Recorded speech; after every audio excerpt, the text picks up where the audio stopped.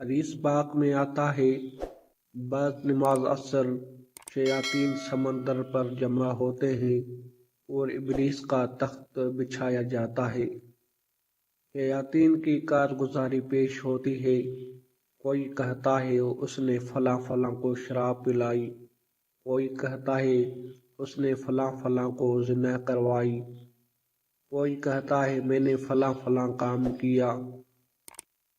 ایک شیطان نے کہا میں نے آج فلاں طالب علم کو پڑھنے سے باز رکھا۔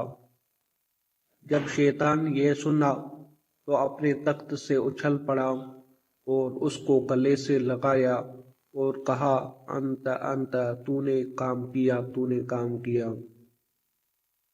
اور شیاطین یہ کیفیت دیکھ کر جل گئے کہ انہوں نے اتنے بڑے بڑے کام کیے، ان کو کچھ نہ کہا اور اس کو اتنی شاباش دی جا رہی ہے کیوں؟ ابلیس بولا تمہیں معلوم نہیں جو کچھ تم نے کیا ہے سب اسی کا صدقہ ہے۔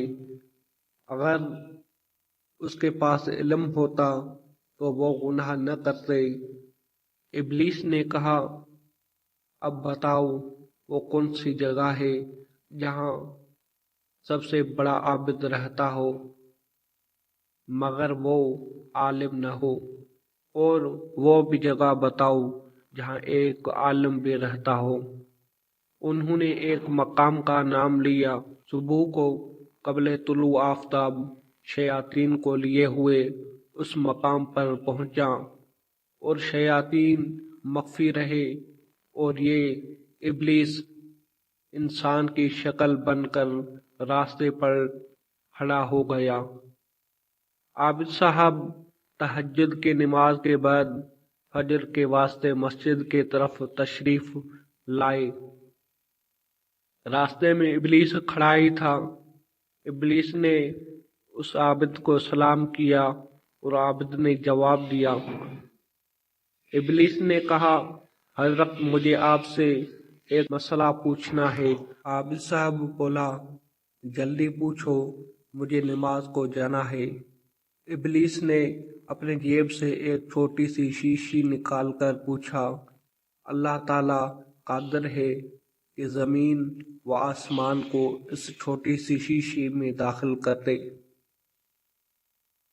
عابد صاحب نے سوچا اور کہا کہاں زمین و آسمان اور کہاں چھوٹی سی شیشی؟ ابلیس نے بولا بس یہی مجھے پوچھنا تھا، آپ تشریف لے جائیں۔ اور شیاطین سے کہا دیکھو میں نے اس کی راہ مار دی، اس کو اللہ کی قدرت پر ایمان نہیں تو وہ اس کی عبادت کس کام کی ہے؟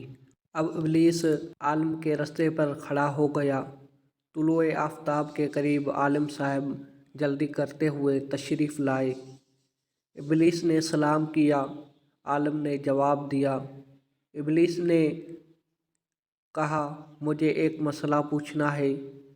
تو عالم صاحب نے فرمایا پوچھو نماز کا وقت کم ہے۔ ابلیس نے وہی سوال کیا جو آپ سے کیا تھا۔ تو عالم صاحب نے فرمایا معلوم تو ابلیس معلوم ہوتا ہے، ارے وہ قادر ہے کہ یہ شیشی تو بہت بڑی ہے، ایک سوئی کے ناکے کے اندر اگر چاہے تو کروڑوں آسمان اور زمین داخل کر دے۔ ان اللہ علی کل شیء قدیر۔